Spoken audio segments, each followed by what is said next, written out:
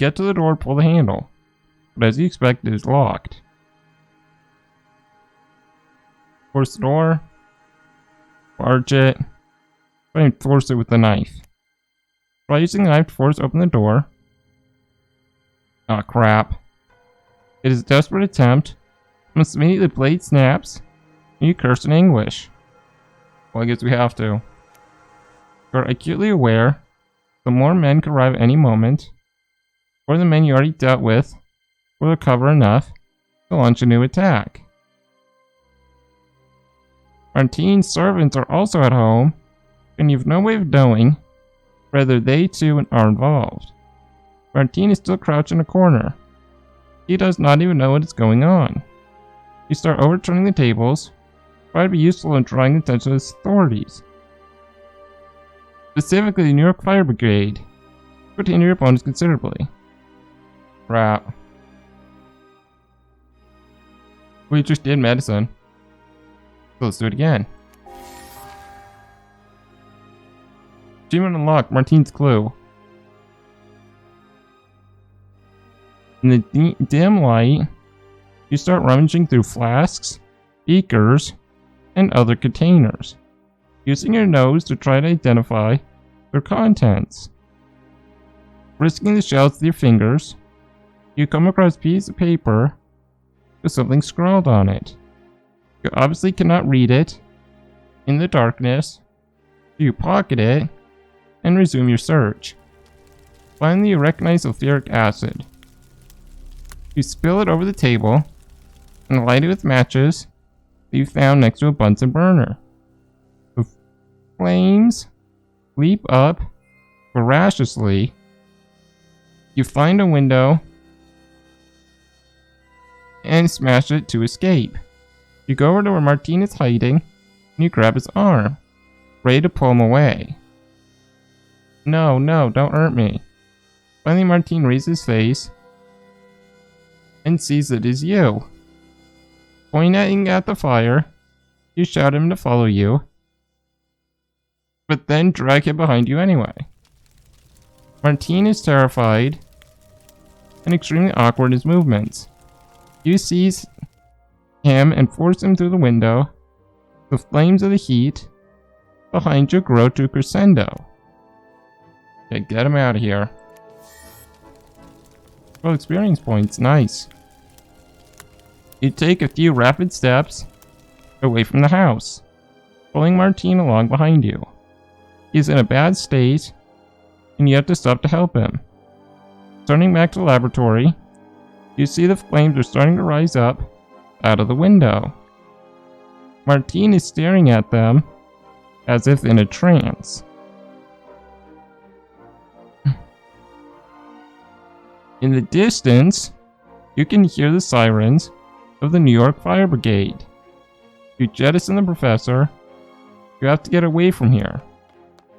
You leave behind this English-style lawn surrounding Martine's house and start running along the road.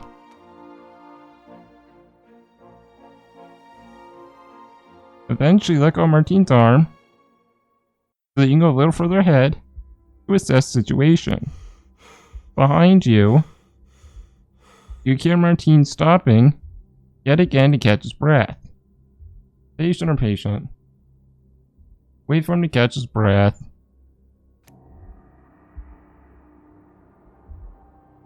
Martine is a mess. He is certainly no athlete. Suddenly you hear a noise coming from the far end of the street. There's no way of knowing, or no way to know, whether it is a fire department or more cultists. You flatten yourself against the wall to avoid being seen. Martine, watching you, does likewise. The noise dies down, and no one enters the street. You let out a sigh of relief. You're preparing to continue your escape when you hear a sound behind you you recognize immediately. The click of a revolver being cocked. You turn slowly around. That's what I thought, it's Martine. Wait, is he bad? Martine is holding a revolver aimed at your face. Suddenly, his labored breathing has vanished. along with his French accent. Is he a cultist? Dr. Huntington, please follow me immediately, and no one will come to harm.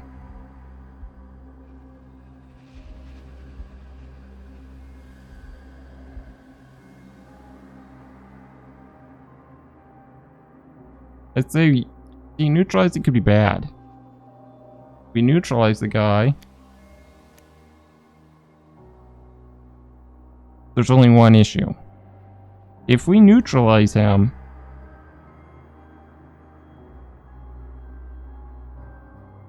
he could make us seem like as a criminal, saying that we attacked him.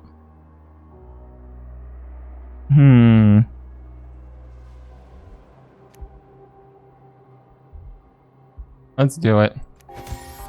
Yep, success. You attack him from a crouched position. The time it takes Martine to aim the gun at you is enough, and you hit his arm with all your strength.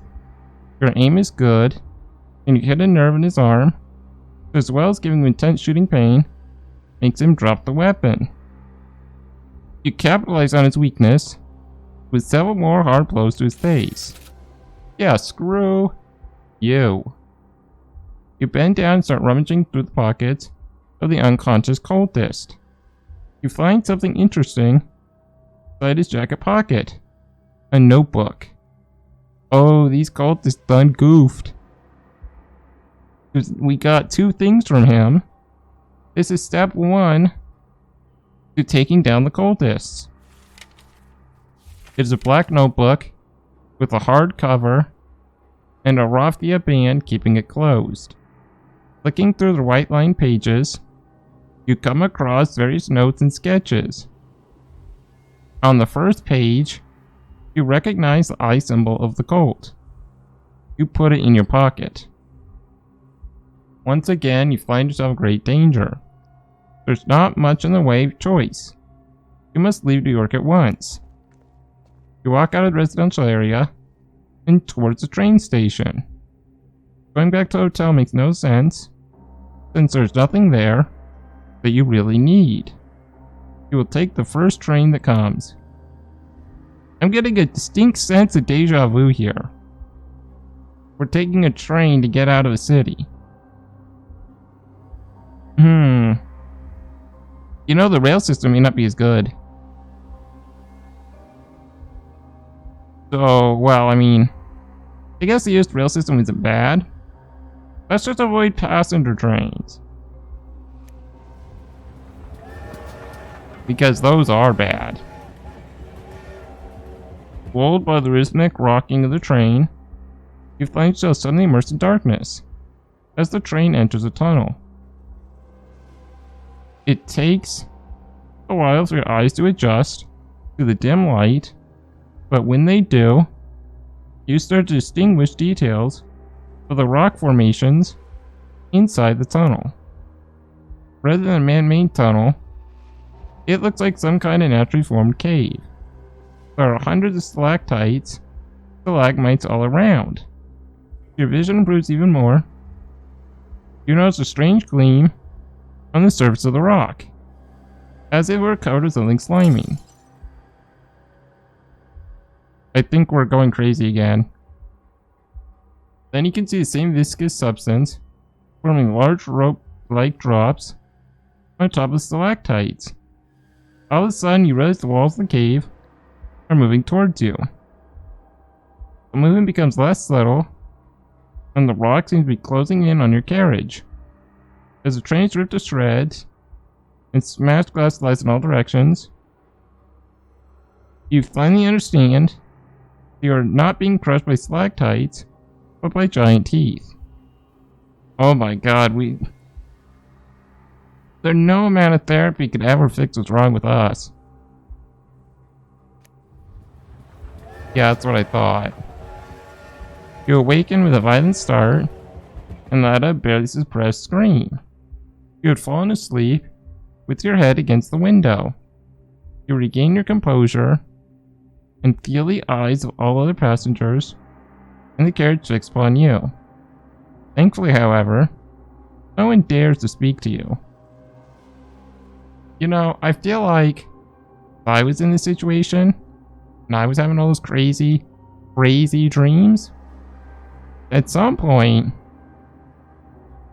when I'm having those dreams, I'm gonna say, come on, just get it over with.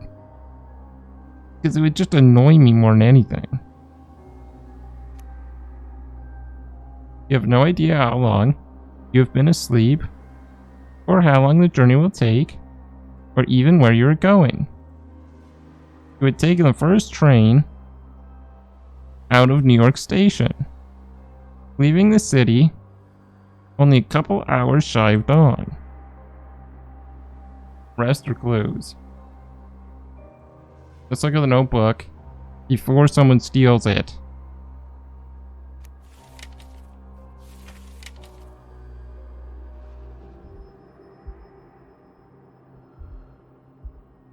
You pick up the notebook and flick through it again. There are more strange symbols and strings of text written in code. It is scant and useful information, however, except a long series of calculations. You know, I just thought of something. It's unrelated to this. But what if that guy isn't the real Martine? And that there is a real Martine, so that guy's just pretending to be him. I think it would make the most sense. Anyway. What these calculations refer to is a mystery until you see a drawing of a comet and maps to certain locations in North America on an adjacent page.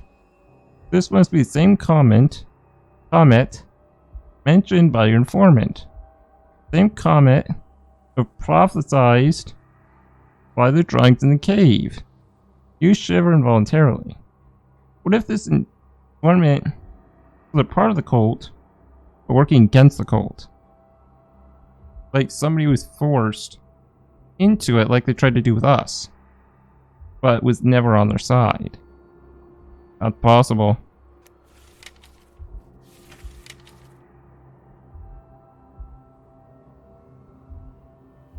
You scrutinize the maps, hoping to find further clues. They are almost completely without annotation.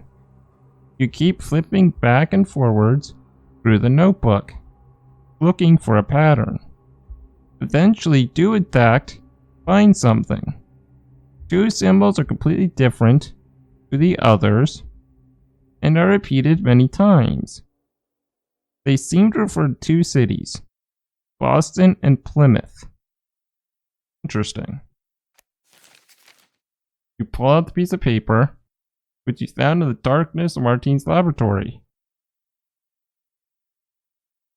It appears to be a sketch, perhaps a stylized lighthouse, done as hurriedly as possible. It could still turn out to be a clue of some kind. The train ends its run. You cannot help but smile when you've seen that you have arrived in a town called Providence. Also in Rhode Island then. When you look at the map to see where it is, you have another surprise. You are very close to New Bedford. Come on, audio, like the music stopped. Not back yet. Sure, that'll change soon.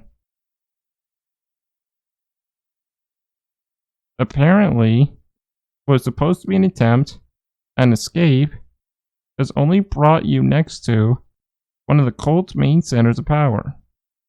It seems to you now that all of the choices you have made so far have all been inexorably leading to this destination.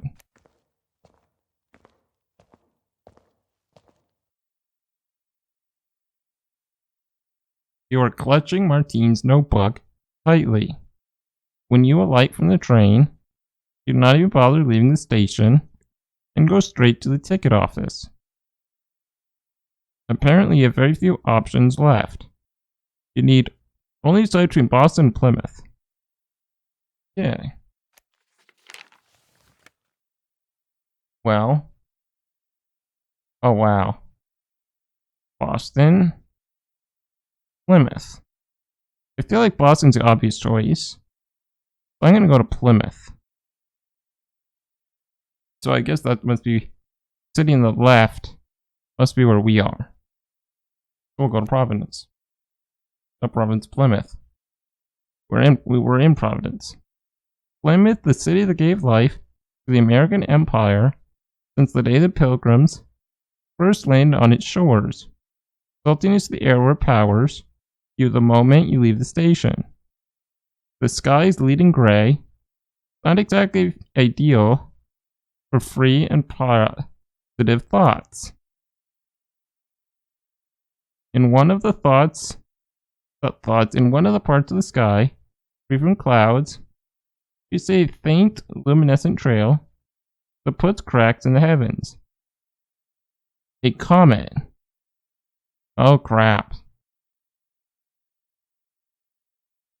You look around. You do not have many options or clues to help you in tracking down the cult. You get a lot of these cult members. Seriously. City center, port or lighthouse. There was a thing about a lighthouse. Go to a lighthouse.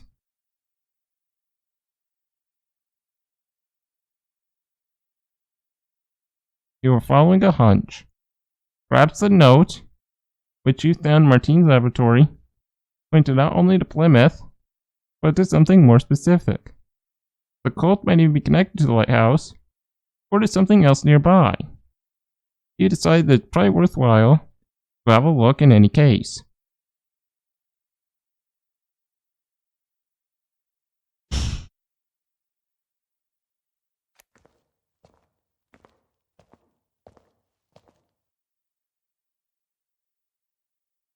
You look out towards the sea, and straight away see the silhouetted in the distance. In reality, it's a double lighthouse, or two lighthouses right next to each other. You head down towards the beach, which leads all the way to the edifice, imposing on the horizon. As you are walking, you come across two sailors, catch snippets of the conversation. One of them is talking about a comet passing over the skies of America that will be visible for some days, even in daylight. You would like to tell them you've already seen it and that it is considered a bad omen. You carry on walking, lulled by the gentle rustle of the surf, your eyes fixed on the lighthouse.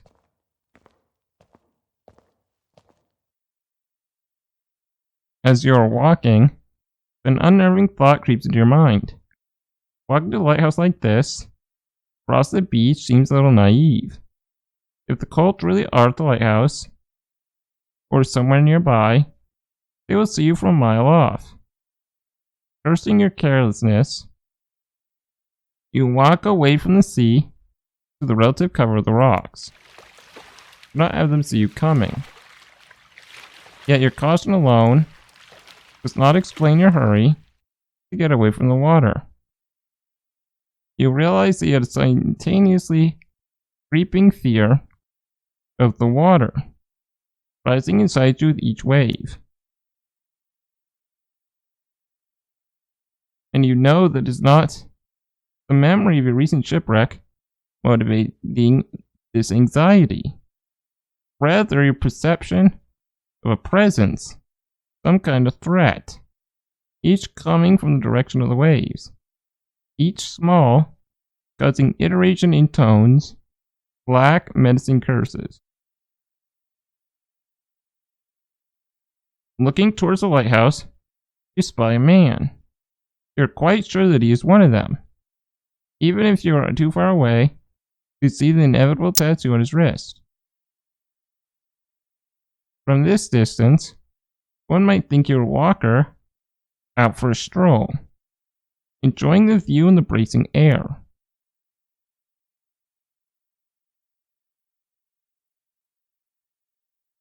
You, however, won't be fooled so easily. You stop to watch him from afar, and before long he looks around, takes an irregular detour, and disappears behind some large rocks.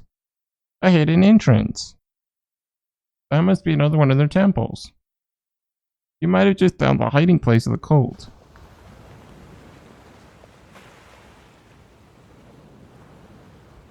You easily find the opening of the entrance, or to the entrance, by following the footprints of the man. It is a small opening between the rocks leading to a passage. You hear muffled rhythmic sounds coming from deep inside.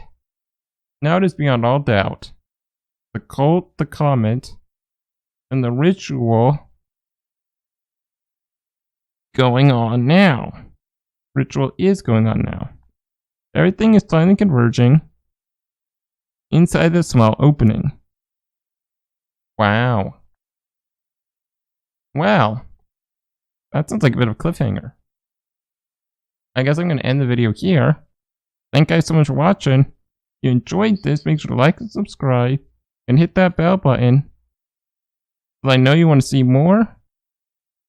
And so you can keep up on the latest uploads. And I'll see you next time.